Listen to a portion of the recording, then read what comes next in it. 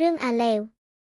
កាលពីព្រេងនាយមានបុរសម្នាក់ឈ្មោះអ្នកងេះប្រពន្ធនាងងោះមានកូនប្រុសម្នាក់ឈ្មោះអាឡេវកូននោះលុះធំឡើងអាយុ7ឆ្នាំជាក្មេងមានប្រាជ្ញាដឹងថាម្ដាយឪពុកល្ងងមិនចេះធ្វើការរកស៊ីជាអ្នកក្រលំបាកវាក៏និយាយនឹងម្ដាយឪពុកថាម៉ែអើយ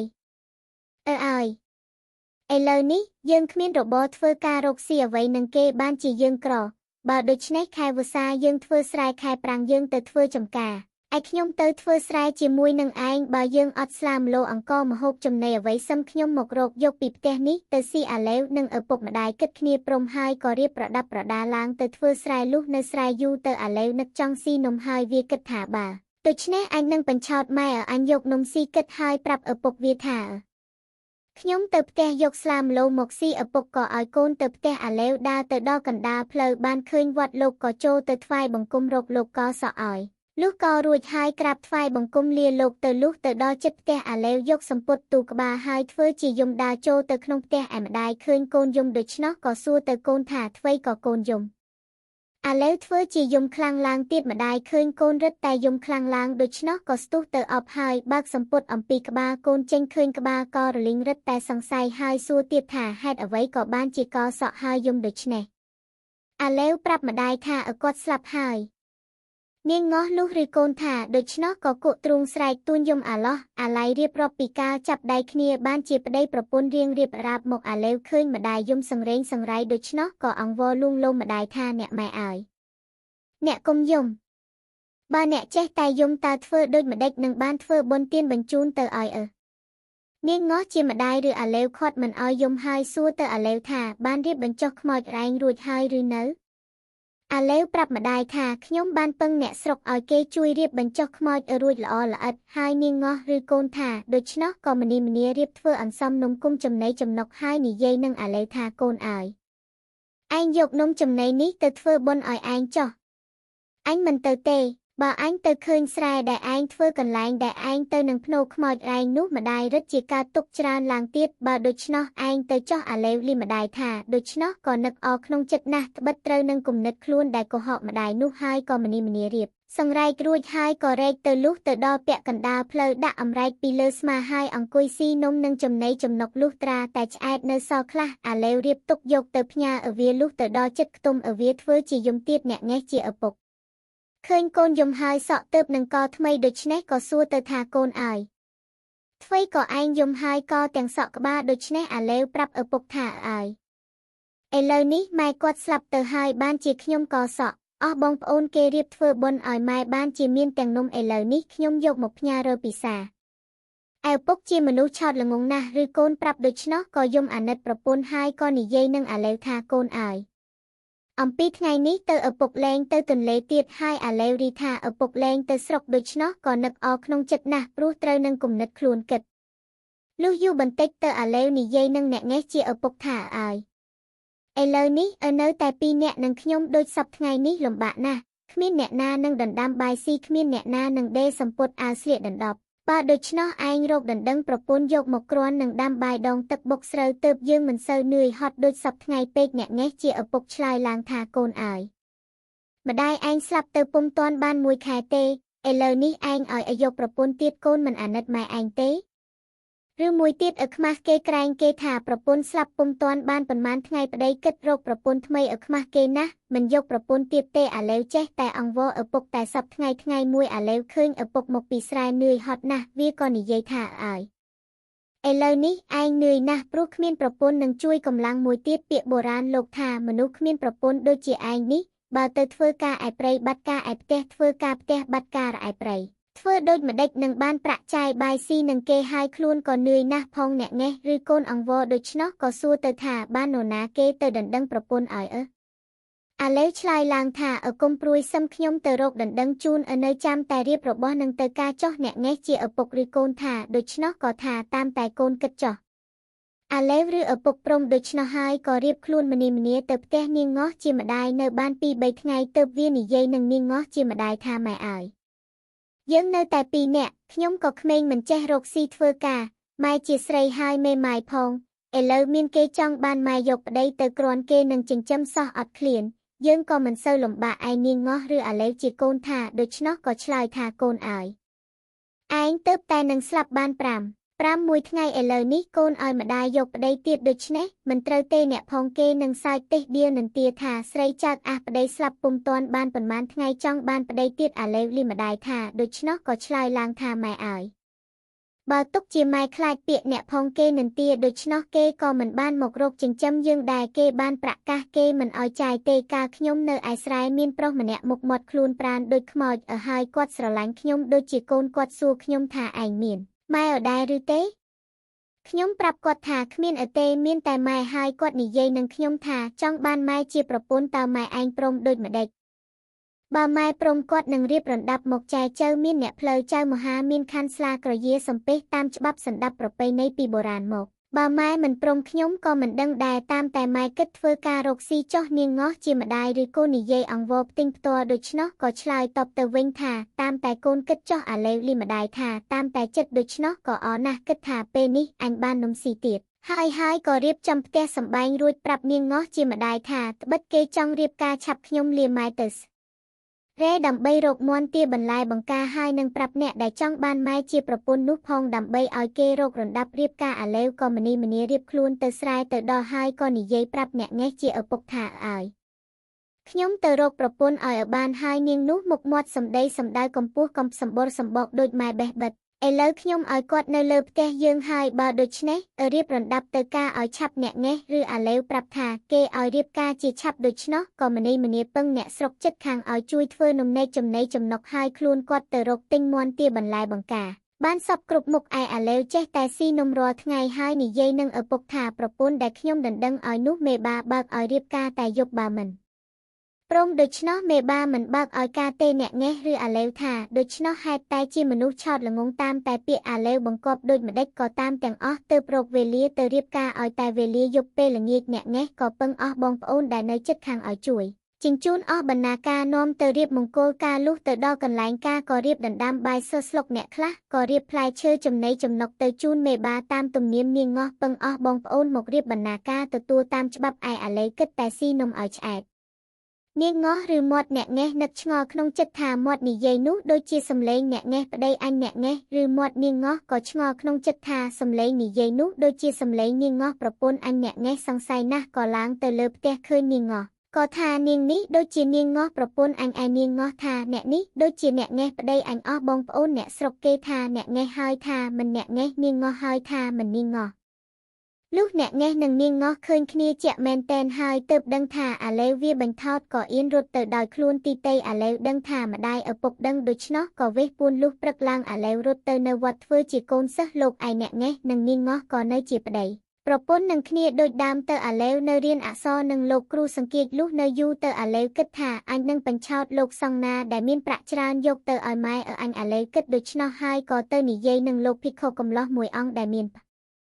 រកច្រើនថាមានស្រីម្នាក់ស្រឡាញ់លោកគ្រូស្រីនោះក្រមុំល្អល្អអាចណាស់លោកឬអាឡេវថាដូច្នោះអចង់បានហើយនិយាយនឹងអាឡេវថាបើប្រកាសដូចឯងថាមែនអញនឹងឲ្យប្រាក់ឯង1 បាតអាឡេវថាចាំដល់ពេលយប់ងឹតលោកគ្រូទៅចាំនៅកន្លែងនោះខ្ញុំករុណានឹងនាំស្រីនោះមកហើយវាលាលោកចុះពីលើក៏ដេដាតម្រង់ទៅផ្ទះចិនគិតទៅនិយាយបញ្ឆោតចិនទៀតលុះទៅដល់ហើយដាចូលទៅក្នុងផ្ទះនិយាយនឹងចិនថាចេច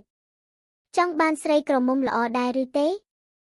ចិនឆ្លើយថាអញចង់បានអាឡេវថាបើចិត្តចង់បានតើឲ្យប្រាក់អញប៉ុន្មានចិនថាអញឲ្យ1 បាតអាឡេវថាតិចណាស់បើឲ្យ2 បាតនោះអញរកស្រីក្រមុំស្ល្អឲ្យចិច្ចឯងចិនថាអាឡេវថាបើដូច្នោះចាំពេលយប់ងឹតអញនឹងនាំមកឲ្យចិច្ចឯងហើយអាឡេវក៏ត្រឡប់ទៅវត្តវិញលុះដល់វេលាយប់ងឹតមើលគ្នាមិនស្គាល់វាក៏នាំលោកនោះឲ្យទៅអង្គុយចាំក្នុងរោងមួយស្ងាត់ហើយវានិយាយផ្ដាំលោកថាបើខ្ញុំករុណានាំស្រីនោះមកដល់លោកយកជ័យពោទូលព្រះកេសឲ្យចិត្តអាឡេវផ្ដាំលោកនោះរួចហើយក៏ដើរចូលទៅក្នុងផ្ទះចិនហើយចិននោះចេញមកហើយនិយាយឥឡូវអញរកស្រីក្រមុំឲ្យចិត្តឯងបានហើយអាឡេវវាផ្ទំចិនថាបើចិត្តឯងចូលទៅដេកនឹងស្រីនោះត្រូវទូកបើឲ្យចិត្តទៅនាំចិត្តនោះទៅរៀបរងដែលលោកនៅចាំហើយវាខ្សឹបប្រាប់ចិនថាស្រីនៅក្នុងនេះហើយឲ្យប្រាក់មកចិនមើលទៅក្នុងរោងឃើញលោកអង្គុយទូជ័យពោនៅនោះគិតស្មានថាជាស្រីមែនក៏ឲ្យប្រាក់ទៅអាឡេវបានប្រាក់ហើយក៏វេះជាប្រញាប់ត្រឡប់ទៅវត្តវិញលុះចិននិងលោកបានជួបគ្នាហើយចិនគិតថាលោកជាស្រីលោកក៏គិតថាចិនជាស្រីក៏ប្រចាប់គ្នាផ្ដួលដោយលោកអត់ចង្ហាន់ល្ងាចមិនមានកម្លាំងក៏ដួលដេកទៅចិនពណ៌ត្រូវស្វះលោកក៏ដឹងថាអាឡេកុហក ទាំងលោកទាំងចិនលុះដឹងថាអាឡេវបញ្ឆោតក៏អៀនទៅកត់ទៅផ្ទះដោយខ្លួនទៅអាឡេវនៅចាំលោកឯកត់លុះលោកមកដល់កត់ហើយវាក៏ទារប្រាក់អំពីលោកនោះថាអាឡេវឯងបញ្ឆោតអញហើយឯងមកទារប្រាក់ពីអញទៀតអញមិនឲ្យឯងទេអាឡេវថាបើលោកមិនឲ្យប្រាក់ទេខ្ញុំករុណានឹងទៅពិតលោកគ្រូធំថាលោកទៅដេកនឹងស្រីហើយនឹងទៅប្រាប់អស់ឧបាសកទីយកអ្នកស្រុកក្នុងភូមិទាំងអស់ឲ្យគេដឹងទៀតបើគេដឹងហើយគេមិនឲ្យបាយលោកឆាន់ទេហើយលោកក៏នឹងខ្មាស់គេនៅវត្តជាមួយគេពុំបានមួយទៀតបើខ្ញុំករុណាទៅដល់ក្រុមសង្ការីមុខជាគេមកចាប់លោកយកទៅជំនុំជម្រះពិចារណាតាមដំណើរដែលលោកជួលខ្ញុំករុណាឲ្យរកស្រីហើយលោកថាឲ្យប្រាក់ខ្ញុំករុណា1 បាតឥឡូវនេះលោកបានដេកនឹងស្រីហើយលោកគេចថាមិនឲ្យវិញខ្ញុំករុណាមិនលែងលោកទេមុខជាទៅពិតលោកគ្រូធំហើយលោកនោះឬអាឡេវថាដូច្នោះក៏ភិតភ័យខ្លាំងណាស់យកប្រាក់1 បាតឲ្យទៅអាឡេវជាប្រញាប់អាឡេវមិនព្រមទទួលយកវាថាការលោកនិយាយនោះថាឲ្យប្រាក់1 បាតដែលឆាន់បាយសប្ថ្ងៃឥឡូវត្រូវលោកយកប្រាក់វល់ពេញបាត់ទៅខ្ញុំករុណាទទួលយកបើលោកមិនរកឲ្យទេនឹងទៅពិតលោកគ្រូធំថាលោកទៅដេកនឹងស្រីពីយប់មិញលោកគ្រូធំជ្រាបហើយនឹងចាប់លោកយកទៅវាយបណ្ដេញមិនឲ្យនៅក្នុងវត្តមួយទៀតខ្ញុំករុណានឹងទៅប្តឹងលោកអុកញ៉ាព្រះស្ដេចជាធំក្នុងក្រុមសង្ការីឲ្យមកចាប់យកទៅពួកសង្ការីនឹងយកសម្បត្តិបោកក្បាលលោកផ្សឹកចេញពីសង្ឃហើយដាក់ជាពលរាជនិមន្តពុំនោះសោតគេនឹងដាក់ជាពលបោចស្មៅដំរីលោកឬអាឡេវថាដូច្នោះក៏ភ័យណាស់អង្វរថាចាំរកប្រាក់ឲ្យគុំទៅពិតលោកគ្រូធំនឹងទៅប្តឹងក្រុមសង្ការីឡើយហើយខំរកប្រាក់លក់ទាំងស្បង់ជ័យពោផ្សែផ្សំឲ្យអាឡេវឃើញលោកលក់ស្បង់ជ័យពោផ្សែផ្សំប្រាក់ឲ្យដូច្នោះក៏និយាយនឹងលោកឋានហើយចុះលោករកប្រាក់ឲ្យខ្ញុំករុណាល្មមតែស្ពាយទៅផ្ទះរួចបានហើយលោកឬអាឡេវថាដូច្នោះក៏មានចិត្តត្រេកអរណាស់រៀបវិចប្រាក់រួចសំពាយឲ្យអាឡេវហើយនិយាយអង្វរថាគុំឲ្យនិយាយប្រាប់ឲ្យគេដឹងអាណិតយកតែបុណ្យទៅចុះអាឡេវថាលោកគុំព្រួយព្រះតីខ្ញុំករុណាមិនប្រាប់គេទេហើយទទួលយកប្រាក់ពីលោកដើរទៅផ្ទះលុះទៅដល់ផ្ទះជួបនឹងម្ដាយអាឡេវក៏ស្រែកប្រាប់ម្ដាយថាម៉ែដេថងនាងងោះឬហើយសួរទៅថាដេធ្វើអ្វីអាឡេវបង្ហាញប្រាក់ដែលស្ពាយនាងងោះជាម្ដាយឃើញអាឡេវបានប្រាក់មួយសំពាយដូច្នោះក៏ស្ទះទៅប្រាប់អ្នកងេះជាប្តីអ្នកងេះមកឃើញអាឡេវបានប្រាក់មួយសំពាយក៏បាត់ខឹងនឹងអាឡេវដែលបញ្ឆោតងំពីមុននោះអនឹងអាឡេវទាំងម្ដាយឪពុកហើយអ្នកងេះសួរទៅអាឡេវថាកូនបានប្រាក់នេះពីណាកូនធ្វើម្ដេចបានជាបាន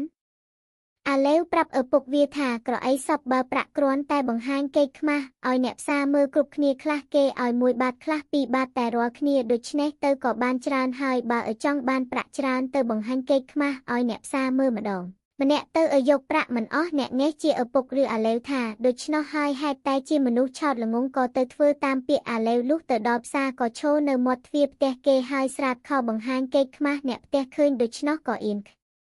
មានបបួលគ្នាដេញវាយអ្នកងេះចេញពីផ្ទះមួយចូលទៅផ្ទះមួយទៀតហើយបង្ហាញគេខ្មាស់គេដេញវាយស្ទើរតែនឹងស្លាប់អ្នកងេះភ័យក៏រត់ទៅផ្ទះឯអាឡេវចាំមើលពុកពាក់កណ្ដាលផ្លូវឃើញពុករត់មកពីផ្សារហើយជួនជាមានជ្វាស្ពីទំនិញប្រែហូបប្រអប់ប្រាក់មាសជាច្រើនមកអំពីចម្ងាយក៏ប្រាប់ទៅអ្នកងេះជាឪពុកថាណើ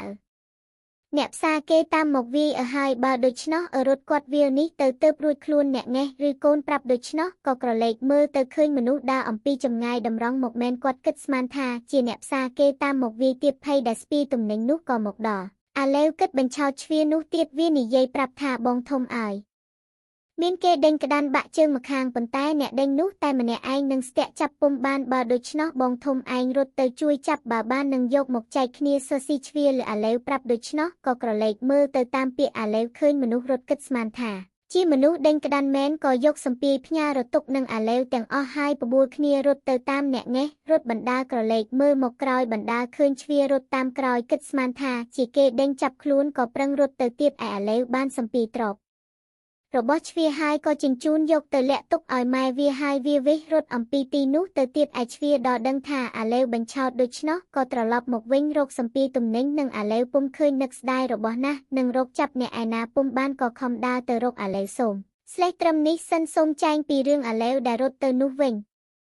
អាឡេវកាលក្រោយនោះរត់ទៅដល់ស្រុកមួយឆ្ងាយណាស់ហើយបានជួបនឹងដូនចាស់ម្នាក់នឹងចៅក្រមុំម្នាក់កំពុងរៀបទុកផ្ទុករបស់ទ្រព្យដើម្បីទៅនៅស្រុកឯទៀតឲ្យចិត្តជួបជុំនឹងអស់បងប្អូនញាតិសន្តានត្បិតចៅគាត់ធំពេញក្រមុំលំឲ្យមានប្តីហើយអាឡេវឃើញចៅដូនចាស់នោះក៏មានចិត្តស្រឡាញ់ហើយជួយជញ្ជូនរបស់ទ្រព្យដាក់ទុកដូនចាស់ឃើញអាឡេវជួយឈើឆ្អាលដូច្នោះគាត់សួរចៅទៅណា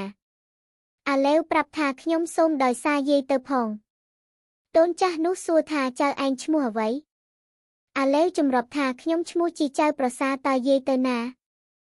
ខ្ញុំសូមដោយសារទៅផងយាយចាស់ឬអាឡេវសូមដោយសារដូច្នោះក៏មានចិត្តអនឹកថាបានវាជាគ្នាគ្រាន់នឹងជួយចៅទុកទៅលុះរៀបរបស់ទ្រព្យរួចស្រេចកាលណាអាឡេវក៏សុំខ្លួនចៅទុកឯដូនចាស់អង្គុយអុំក្បាលចៅក្រមុំអង្គុយកណ្ដាលអាឡេវនឹងចៅក្រមុំចេះតែរំពៃមើលមុខគ្នាហើយញឹមទៅមករកគ្នាលុះចៅបន្តិចទៅអាឡេវធ្វើជាភ្លេចកាំបិតក៏និយាយថាអាយាយអើយ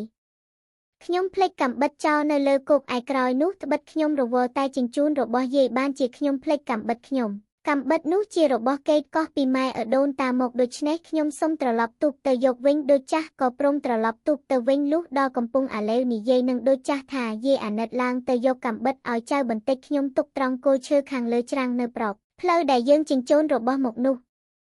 អាឡេវវាបញ្ឆោតយាយចាស់ឲ្យតែគាត់ឡើងទៅផុតកាលណានឹងចេញទុកអ៊ំរត់យកចៅក្រមុំលុះដូនចាស់ឡើងដល់មាត់ច្រាំងល្មមបាំងភ្នែកអាឡេវក៏ម្នីថយទូកជាប្រញាប់ចោលដូនចាស់នោះហើយខំចែវតាមបណ្ដោយទឹកហូរទៅយាយចាស់នោះលុះរកកាំបិតពុំឃើញក៏ត្រឡប់មកទូកវិញបាត់ទាំងអាឡេវបាត់ទាំងទូកបាត់ទាំងចៅក្រមុំក្រឡេកមើលទៅក្រោមទឹកឃើញអាឡេវកំពុងខំប្រឹងចែវទូកដូនចាស់ភ័យណាស់យកដៃគក់ទ្រូងស្រែកទ្រហោយំបណ្ដាស្រែកបណ្ដាឲ្យអ្នកស្រុកគេជួយដេញតាមថាសូមជួយផងត្បិតជាចៅប្រសាវាលួចពង្រត់ចៅក្រមុំខ្ញុំទៅហើយអស់អ្នកស្រុកគេថាចៅប្រសានាំពង្រត់ចៅក្រមុំដូច្នោះគ្មាននរណាគេជួយគេគិតថាប្រពន្ធរបស់អាឡេវលុះដូនចាស់រត់តាមពុំទាន់ទៅព្រាយដំណើរប្រាប់អ្នកស្រុកថាអាដែលលួចចៅក្រមុំខ្ញុំនោះវាឈ្មោះជាចៅប្រសាវាលួចពង្រត់ចៅក្រមុំនឹងទ្រព្យខ្ញុំទៅទេតើទើបអ្នកស្រុកគេដឹងគ្រប់គ្នាថាអាឡេវវាបញ្ឆោតលួចពង្រត់ចៅក្រមុំនឹងរបស់ទ្រព្យយាយដូច្នោះក៏គេមិនដឹងធ្វើដូចម្ដេចនឹងទៅតាមក៏មិនទាន់ត្បិតវាទៅយូរណាស់ហើយឯអាឡេវខំចែវលុះដល់វេលាយប់និយាយលួងលោមនាងក្រមុំនោះថាបានជាបងខំពង្រត់មកត្បិតបងស្រឡាញ់នាងណាស់ឥឡូវនេះបងយកនាងធ្វើជាប្រពន្ធនាងក្រមុំនោះចេះតែកន្ទក់កន្ទិញរើកជីដូនត្បិតធ្លាប់នៅតែ2នាក់ហើយនិយាយប្រាប់អាឡេវថាម្លេះសំយាយគាត់រកខ្ញុំមិនឃើញគាត់នឹងលោតទឹកសម្រាប់ខ្លួនក៏មិនដឹងមួយទៀតសំគាត់នឹករើខ្ញុំគាត់សង្រេងសង្រៃអត់ទាំងបាយទៅជាឈឺស្លាប់អាសាឥតកាបើជាដូច្នោះសូមអ្នកជូនខ្ញុំទៅវិញបើអ្នកមិនជូនទៅទេខ្ញុំនឹងលោតទឹកសម្រាប់ខ្លួនអាឡេវលីនាងនោះនិយាយដូច្នោះក៏វាទុកចូលក្នុងព្រៃស្ងាត់លួងលោមនាងនោះថាបងស្រឡាញ់នាងណាស់ហើយបានជាបងខំពង្រត់យកមកធ្វើជាប្រពន្ធបើនាងលោតទឹកសម្រាប់ខ្លួនដូច្នោះតើបងបាននរណាជាប្រពន្ធនាងឆ្លើយឡើងថាបើអ្នកស្រឡាញ់ម្ដេចក៏អ្នកមិនដណ្ដឹងតាមច្បាប់អាឡេវឆ្លើយថាអានាងអើយបើចាំដណ្ដឹងតាមច្បាប់ធ្វើម្ដេចនឹងឆាប់បានទាន់ចិត្តបើគេឲ្យនោះក៏បានបើគេមិនឲ្យនោះនឹងទេឥតអំពើដូច្នេះហើយបានជាបងនាំពង្រត់នាងសិនទៅដល់ស្រុកម៉ែឪដូនតានឹងរៀបការតាមច្បាប់នាងកុំតូចចិត្តបងនឹងជូនទៅសួរជីដូននាងជាប្រញាប់នាងពុំថប់បារម្ភឡើយនាងក្រមុំក៏ព្រមព្រៀងសុខចិត្តធ្វើជាប្រពន្ធអាឡេវទៅលុះព្រឹកឡើងអាឡេវក៏ចែវទូកទៅទៀតប្រទេសនឹងចោល500នាក់ចោលទាំង500នោះតែងតែទៅចាំប្លន់អ្នកទូកអ្នកដំណើរដែលដើរទៅរកស៊ីតែសប្តាហ៍ថ្ងៃលុះឃើញទូកចែវទៅដល់ក៏គិតប្លន់យកទ្រព្យរបស់អាឡេវដឹងថាចោលចង់ប្លន់យកទ្រព្យរបស់ខ្លួនដូច្នោះក៏ចូលទូកទៅក្នុងកណ្ដាលពួកចោលហើយឡើងទៅនិយាយនឹងមេចោលថាអស់អ្នករាល់គ្នាហ៊ានប្លន់តែអ្នកទូកអ្នកដំណើរដែលដើររកស៊ីដាច់ដល់ឆ្ងាយពីស្រុកពីភូមិគេហើយលើកគ្នាទៅទាំងហ្វូងផងឯខ្លួនខ្ញុំមិនចេះប្លន់អ្នកដារកស៊ីដាច់ដោយដូច្នេះទេខ្ញុំប្លន់តែអ្នកស្រុកអ្នកនគរហើយខ្លួនខ្ញុំតែម្នាក់ឯងបានជាខ្ញុំហ៊ានដូច្នេះដោយខ្ញុំចេះអាគមកាប់មិនមុតដុតមិនឆេះហើយចេះទាំងអាគមបាត់មុំបាត់មើលប៉ែតដានសាដានមហាស្រឡប់មហាស្រឡាយនារីបែងភាកនារីកាឡាខ្ញុំចេះអស់មិនសល់នេះខ្ញុំទៅនឹងមកពីប្លន់ស្រុកគេយកបានទាំងកូនក្រមុំគេម្នាក់មកផងបើអ្នកឯងមិនជឿអ្នកសួរស្រីនោះចោះអស់ពួកចៅបានស្ដាប់អាឡេវអួតប្រាប់ពីសិល្បសាស្ត្រអាគមវិជាការដូច្នោះហើយក៏ចង់រៀនទើបនិយាយនឹងអាឡេវថាបើដូច្នោះសូមអ្នកបង្ហាញអាគមសិល្បសាស្ត្រដល់យើងរាល់គ្នាផងយើងសូមអ្នកធ្វើជាគ្រូបង្ហាញប្រដៅហើយនៅរកស៊ីជាមួយគ្នាអាឡេវថាបើអ្នករាល់គ្នាចង់រៀនខ្ញុំក៏បង្ហាញបានប៉ុន្តែការរកទីធ្វើពិធីចូលត្រណមនោះក្រណាស់មានតែរកកោះដាច់ពីស្រុកពីភូមិគេហើយនៅកណ្ដាលទន្លេឆ្ងាយពីត្រើយនោះទៅធ្វើបានហើយអាឡេវនឹងចៅក៏នាំគ្នាទៅរកកោះកណ្ដាលសមុទ្របានឃើញកោះមួយមានភ្នក់សាច់ល្អក៏ឡើងទៅលើកោះនោះរកមើលទីកន្លែងសំគួរឆ្ងាយពីកន្លែងចតសំពើអាឡេវប្រាប់ថាបើអ្នកចង់ចេះអាគមឲ្យពូកែនោះត្រូវស្ដាប់ខ្ញុំ បើខ្ញុំបង្គាប់ឲ្យធ្វើអ្វីត្រូវធ្វើតាមពាក្យខ្ញុំទាំងអស់នោះទើបបានអាគមពូកែឈុតឆាប់អស់ចោលទាំង500ក៏ទទួលព្រមធ្វើតាមទាំងអស់ហើយអាឡេវបង្គាប់ឲ្យធ្វើរោងពិធីមានបាយសីមានទៀនធូបភ្ញីផ្កាហើយមានរាជចតឆាត់តុងសង់ជារៀន7ថ្នាក់ហើយវាឲ្យជីកកាយដីខ្សាច់ជាអណ្ដូងធំជ្រៅឲ្យមានទឹកល្មមមុជលិចក្បាលលុះធ្វើស្រេចហើយវាបង្គាប់ចោល500នាក់ឲ្យកោសក់ឲ្យស្រាតសម្ពុតចេញទាំងអស់គ្នាហើយវានិយាយបញ្ឆោតចោលតាំង500នោះថារីអាគមខ្ញុំនេះដែលនឹងរៀបនោះត្រូវមុជទឹកហើយនឹងសូត្រអត់ដង្ហើមនៅក្នុងទឹកបាន7ចប់ទើបពូកែមែនតែនពួកចោលក៏នាំគ្នាហាត់មុជទឹកសូត្រអាគមឯអាឡេវចុះទៅសំពើនិយាយខ្សឹមប្រាប់ប្រពន្ធឲ្យរៀបខ្លួនហើយទាញពួរយុទ្ធការឲ្យខ្លីវាផ្ដាំប្រពន្ធថាបើអញរត់ចុះពីលើគោកមកត្រូវទាញពួរយុទ្ធការឡើងឲ្យឆាប់ផ្ដាំស្រេចហើយក៏ត្រឡប់ទៅវិញលុះដល់ប្រលប់យប់ងឹតវាឲ្យពួកចោលមុជទឹកហើយបង្គាប់ថាបើមុជត្រូវមុជឲ្យព្រមគ្នាបើងើបឲ្យព្រមគ្នាទើបអាគមពូកែលុះពួកចៅមុជព្រមគ្នាហើយអាឡេវក៏រត់ចុះទៅសំពើដកយុទ្ធការលាក្តោងជួនជាខ្យល់ជំនោរមកដល់អាឡេវបើកក្តោងយងទាំងសំប៉ានទៅចោលទាំង500ឲ្យនៅលើកោះនោះឯចោលទាំង500ងើបអំពីទឹកឡើងរកមើលអាឡេវពុំឃើញក៏សួរគ្នាថាលោកគ្រូទៅណានាំគ្នារកឯកំពុងមិនឃើញក៏ឡើងទៅមើលឯរោងពិធីក៏មិនឃើញបាត់ទាំងសំពើទាំងមនុស្សពួកចោលទាំង500ក៏ដឹងថាអាឡេវបញ្ឆោតហើយទើបនាំគ្នារកឈើឫស្សីធ្វើក្បូនឆ្លងអាឡេវបើកសំពើយកទ្រព្យរបស់ចោលទាំង500ដែលនៅក្នុងសំពើនោះតែ2នាក់ប្តីប្រពន្ធលុះបើកក្តោងទៅអស់មួយយប់មួយថ្ងៃក៏បានដល់ស្រុកមួយហើយវារកមើលមនុស្សក្នុងស្រុកនោះពុំឃើញមានមនុស្សប្រុសមានតែមនុស្សស្រីទើបដឹងថាជាស្រុកចោលដែលវាបញ្ឆោតនោះទើបវាបោះយុទ្ធការឈប់អស់ប្រពន្ធចោលទាំងនោះនឹងបានដឹងស្គាល់ថាជាសំពើរបស់ប្តីក៏ទេត្បិតការដែលប្តីចេញទៅអំពីផ្ទះតែខ្លួនទេលុះបានជួបនឹងឈ្មួញសំពើក៏ប្លន់យកបានជាប្រពន្ធកូនមិនដឹងមិនស្គាល់លុះអាឡេវបោះយុទ្ធការរួចស្រេចហើយក៏យកដីស្នឹងក្តារឈ្នួនចេញមកក្រៅហើយធ្វើជាគូសវាសចាប់យាមអស់ប្រពន្ធកូនចៅចោលមើលមកឃើញអាឡេវគូសវាសដូច្នោះក៏នឹកស្មានថាវាចេះចាប់យាមទើបសួរថា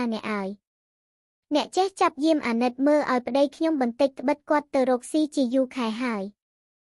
អាឡេវរីដូច្នោះហើយក៏ដឹងច្បាស់ថាស្រីទាំងនោះជាប្រពន្ធចោលដែលអញបញ្ឆោតនោះជាក្រាកតហើយវាឆ្លើយឡើងថាក្រវៃសពបើចាប់យាមនោះទោះបីសំពងសម្ភារផ្លឹកអត្តលេខយន្តអ្វីខ្ញុំក៏ចេះទាំងអស់អ្នកចង់មើលអំពីរឿងអ្វីយកតែទៀនធូបស្លាមលោមកបូជាគ្រូគុំឲ្យសាប់អាគមយាមខ្ញុំតាមគ្រូប្រដៅមកឯប្រពន្ធចោលលាអាឡេវថាដូច្នោះក៏មនីឡើងទៅផ្ទះជាប្រញាប់ប្រាប់ប្រពន្ធចោលឯទៀតឲ្យរកទៀនធូបភ្ញីផ្កាស្លាមលោចេកអំពើយកទៅជូនគ្រូអាឡេវទូលយកជំនូនហើយតាំងយកក្តារឈ្នួនមកគូសវាសធ្វើជាចាប់យាមគិតប្រមាណក្នុងចិត្តឲ្យត្រូវពេលលាល្មមតែពួកចោលទាំង500នោះមកដល់ផ្ទះគឺវាគិតប្រមាណគ្នាចម្ងាយផ្លូវហើយប្រាប់ប្រពន្ធចោលថាប្តីអស់អ្នករាល់គ្នានឹងមកដល់ក្នុងថ្ងៃស្អែកនេះប៉ុន្តែក្នុងវេលាយប់នេះនឹងមានព្រាយក្បាលត្រងោលអាក្រាតកាយរត់ចូលមកក្នុងផ្ទះបង្កើតជាឧត្បាតធំណាស់បើដូច្នោះមានតែអ្នករាល់គ្នាគិតរងាប់ឧត្បាតចេញទៅជាឯអស់ប្រពន្ធកូនចោលទាំង500ឬអាឡេវថាដូច្នោះក៏ភិតភ័យហើយសួរថាគិតធ្វើដូចម្ដេចនឹងរងាប់ឧត្បាតចេញបានអាឡេវឆ្លើយថាវាងាយទេការរងាប់ឧត្បាតនោះគឺដល់វេលាប្រលប់កាលណាត្រូវអស់អ្នករាល់គ្នានាំកូនចៅកាន់ដំបងប្រណងចាំនៅមាត់ទ្វារផ្ទះបើឃើញព្រាយក្បាលត្រងោលអាក្រាតកាយរត់ចូលមកក្នុងផ្ទះត្រូវវាយកុំឲ្យវាចូលបានឯពួកចោលទាំង500នោះលុះឆ្លងរួចដល់ត្រាយកាលណាពេលថ្ងៃពួនព្រៃយប់នាំគ្នាដើរកាត់តម្រង់មកផ្ទះព្រោះគ្មានសម្ពុតស្លៀកបានជាមិនចេញដើរពេលថ្ងៃលុះដល់ថ្ងៃកំណត់ដែលអាឡេវចាប់យាមពេលប្រលប់ពួកចោលក៏មកដល់ផ្ទះខ្លួនឯកូនប្រពន្ធដែរកាន់ដំបងប្រណងចាំនៅមាត់ទ្វារឃើញប្តីរត់ចូលមកក្នុងផ្ទះគិតស្មានថាជាព្រាយក្បាលត្រងោលមែនក៏ពឺតតែវាយតតែដួលសម្លប់ខ្លះរបួសពិការខ្លះក្រោយមកទើបបានដឹងថាជាប្តីជាឪពុកខ្លួនហើយនិយាយតាមដំណើរប្រាប់ប្តីសពគ្រប់ពួកចោលទាំង500ខឹងនឹងអាឡេវខ្លាំងណាស់តែមិនដឹងគិតធ្វើដូចម្ដេចព្រោះខ្លួនត្រូវដំបងដំណំទាំងអស់គ្នាហើយមិនដឹងជាអាឡេវនៅឯណាវេលានោះអាឡេវនៅចាំលបស្ដាប់ប្រពន្ធកូនចោលវាយប្តីខ្លួនដល់ឬមាត់ស្រែកត្រហឹងពេញពីទាំងរុកក៏បើកសំពើរត់ទៅស្រុកប្រពន្ធវិញលុះទៅដល់ហើយអាឡេវនិងប្រពន្ធឡើងទៅរកជីដូនបានជួបនឹងជីដូនក៏សំពះសុំទោសហើយប្រគល់របស់ទ្រព្យក្នុងសំពើទាំងប៉ុន្មានជូនជីដូនទាំងអស់ជីដូនបានឃើញសម្បត្តិអាឡេវពេញសំពើក៏បាត់ខឹងប៉ែជាស្រឡាញ់រាប់អានអាឡេវជាចៅប្រសាមែនតែនអាឡេវរៀបសង់ផ្ទះលុះខ្ញុំកំដរពាសពេញក្នុងផ្ទះឲ្យបម្រើជីដូនក្មេកនិងប្រពន្ធលុះនៅយូរបន្តិចមកក៏លាជីដូននិងប្រពន្ធទៅសួរម្ដាយឪពុកវាជីដូនក្មេកផ្ដាំថាបើចៅទៅគុំនៅយូរពេកឆាប់ត្រឡប់មករកជីដូនវិញត្បិតសប្តាហ៍ថ្ងៃនេះជីដូនកំព្រាឥតមានអ្នកឯណាជាទីពឹងទេ ឯប្រពន្ធអាឡេវចង់តាមអាឡេវទៅដែរក៏និយាយថាខ្ញុំចង់ទៅជាមួយនឹងអ្នកឲ្យស្គាល់ម៉ែឪបងប្អូនញាតិសន្តានស្រុកទេសអ្នកមួយទៀតខ្ញុំមិនចង់ឃ្លាតឆ្ងាយពីអ្នកទេព្រោះថាស្ត្រីប្តីទៅឆ្ងាយហើយកម្រនឹងទុកដាក់រក្សាខ្លួនណាស់អ្នកផងគេតែងនិន្ទាថាដូចជាស្រីមេម៉ាយចំណាយមាត់គេហេតុដូច្នេះបានជាខ្ញុំមិនចង់ទៅតាមអ្នកជាប្តីអាឡេវឆ្លើយឡើងថានាងឲ្យបងចង់បាននាងទៅជាមួយដែរប៉ុន្តែអាណិតជីដូនត្បិតគាត់ចាស់ចរាណាស់ហើយក្រែងឈឺចាប់យប់ថ្ងៃគ្មាននរណាថែទាំបីបំរក្សាដុសថ្នាំចាំជំងឺនឹងទុកចិត្តលើមនុស្សម្នាខ្ញុំកំដរមិនបានទេដោយការយើងនាំគ្នារត់ទៅនោះគាត់សន្ធឹកសន្ថៃឈឺរីងរៃស្កាំងស្គមទៅនឹងបានគ្រាន់បើឥឡូវនេះបើយើងទៅចោលគាត់ទៀតគាត់នឹងឈឺស្លាប់ពុំខានឡើយពីមុនបានជាខុសធ្លុយម្ដងទៅហើយឥឡូវនេះយើងគិតកុំឲ្យខុសធ្លុយម្ដងទៀតឯប្រពន្ធឬប្តីថាដូច្នោះនឹកអាណិតជីដូនក៏ព្រមឲ្យទៅប្រៀបស្បៀងរៀងខ្លួនសម្រាប់បរិភោគតាមផ្លូវសពគ្រប់ហើយសួរប្តីថាអ្នកនឹងយកមនុស្សម្នារទេះសាលីទៅប៉ុន្មានអាឡេវឆាឡយថាបងមិនយកទៅទេបងទៅតែម្នាក់ឯងឯគំនិតអាឡេវបានជាមិនចង់យកមនុស្សម្នាទៅពីព្រោះគិតចង់បានប្រពន្ធទៀតបើយកមនុស្សតាមក្រែងគេដឹងថាខ្លួនមានប្រពន្ធហើយនឹងទៅដណ្ដឹងកូនគេទៀតក្រែងគេមិនឲ្យហើយវានិយាយនឹងប្រពន្ធថាបងធ្លាប់ដើរតែម្នាក់ឯងតែមានមនុស្សម្នាក្របីគោរទេសទៅជាមួយផងនឹងធ្វើដំណើរមិនរហ័សទាន់ចិត្តហេតុដូច្នេះបានជាបងមិនចង់យកទៅអាឡេវវិចតែប្រាក់នឹងស្បៀងគ្រាន់នឹងស៊ីតាមផ្លូវឯជីដូនផ្ដាំហើយផ្ដាំទៀតថាបើចៅទៅដល់ម្ដាយឪពុកនៅជាសុខសប្បាយចូលចៅឆាប់ត្រឡប់មកវិញណែចៅណាអាឡេវក៏លាជីដូននឹងប្រពន្ធហើយចេញដំណើរទៅលុះទៅដល់អ្នកងេះនឹងនាងងោះជាឪពុកម្ដាយហើយក៏យកប្រាក់ទៅជូនម្ដាយឪពុកមានចិត្តត្រេកអរសួរថាកូនទៅណាបាត់យូរម្លេះម្ដាយឪពុកចេះតែទន្ទឹងមើលផ្លូវកូនតែសពថ្ងៃអាឡេវប្រាប់ថាខ្ញុំទៅគិតការរកស៊ីត្បិតម៉ែឯងមិនគិតរកស៊ីនឹងគេអ្នកងេះនឹងនាងងោះឆ្លើយថាតាមតែកូនគិតចោះចំណែកខាងម្ដាយនឹងឪពុករកស៊ីគ្រាន់តែមាត់ហើយនឹងរក្សាទ្រព្យទុកឲ្យកូនចូលកូនគិតរកអំរោះអំរដោយខ្លួនឯងចោះអាឡេវនៅនឹងម្ដាយឪពុកបាន2-3ថ្ងៃក៏លាចេញដើរទៅទៀតលុះទៅដល់ស្រុកធំវាចូលទៅមើលក្នុងវាំងសពគ្រប់ហើយចេញមករកមើលផ្ទះនាម៉ឺនសេដ្ឋីក៏ឃើញសេដ្ឋីម្នាក់មានផ្ទះធំទ្រនំខ្ពស់មានទ្រព្យសម្បត្តិច្រើនមានរោងរទេះគោក្របីដំរីសេះមនុស្សម្នាខ្ញុំកំដរពាសពេញមានច្បារដំណាំជាឧឡានមានជើងផ្កាគ្រប់ចម្ពោះគ្រប់ពណ៌ដាក់ហែជាជួរក្នុងសួនច្បារមានត្រីប្រាក់ត្រីមាសមានស្រះដាំឈូកក្រហមប្រលិតលំចង់ស្ខុងគុជដុសពាសពេញហើយមានកូនក្រមុំមិនទាន់មានប្តីអាឡេវមានចិត្តស្រឡាញ់ចង់បានក៏ចូលទៅកាន់ផ្ទះសេដ្ឋីហើយចម្រាប់សុំខ្លួននៅធ្វើជាកូនក្មួយសេដ្ឋីឃើញអាឡេវមកសុំខ្លួននៅធ្វើជាកូនក្មួយដូច្នោះក៏មានចិត្តអាណិតស្រឡាញ់ហើយសួរថាឯងនៅស្រុកណាម្ដាយឪពុកនៅស្រុកណាអាឡេវជំរាបសេដ្ឋីថាខ្ញុំបាទនៅស្រុកឆ្ងាយណាស់ឪពុកម្ដាយខ្ញុំបាទមានទ្រព្យរបស់របរខ្ញុំកំដរគោក្របីដំរីសេះផ្ទះសម្បែងដូចលោកដែរប៉ុន្តែគាត់មានជំងឺឈឺស្លាប់អស់ហើយខ្ញុំបាទតូចចិត្តណាស់មិនចង់នៅត្បិតធ្លាប់មានម៉ែឥឡូវនៅតែម្នាក់ឯងបានជាខ្ញុំបាទចោលផ្ទះសម្បែងទ្រព្យរបស់មកសុំនៅជាមួយនឹងលោកតាមតែលោកប្រើធ្វើការងារអ្វីខ្ញុំបាទទទួលទាំងអស់សេដ្ឋីក៏ព្រមទទួលយកអាឡេវឲ្យនៅចាប់ដើមតាំងពីថ្ងៃដែលមកនៅនឹងសេដ្ឋីអាឡេវតែងភ្ញាក់អំពីព្រឹកបោះផ្ទះថែទាំរបស់ទ្រព្យរៀបទុកដាក់តាមទីកន្លែងហើយខំធ្វើការដូចជារបស់ខ្លួនសេដ្ឋីឃើញអាឡេវឧស្សាហ៍ធ្វើការថែទាំរបស់ទ្រព្យមិនមានឲ្យខ្នើសចិត្តក៏រឹតតែស្រឡាញ់ឡើងឲ្យអាឡេវត្រួតត្រាដាស់តឿនមនុស្សម្នាខ្ញុំកំដរទាំងអស់រាល់តែវេលាសេដ្ឋីទៅគាល់ស្ដេចបានយកអាឡេវទៅផងលុះទៅជាញឹកញាក់អាឡេវស្គាល់ពួកក្រុមការនិងកូនក្មួយទាំងអស់មកទៀតវាស្គាល់ដល់នាម៉ឺនធំតូចតាំងពីលោកក្រឡាហោមយមរាជរីវាំងនិងនាម៉ឺនធំតូចឯទៀតប៉ុន្តែអាឡេវធ្វើចិត្តជាទុកជានរណាថ្មាស់ទេដៀលដូចម្ដេចក៏មិនចេះខឹងនឹងគេសំបីកូនក្មួយផងគ្នាធ្វើដូចម្ដេចក្ដីអាឡេវក៏មិនចេះតបមិនចេះខឹងឡើយការអាឡេវតាមសេដ្ឋីទៅគាល់ស្ដេចហើយមានគេសួរថាឯងឈ្មោះអីវាប្រាប់ថាខ្ញុំឈ្មោះអាឡេវទេវ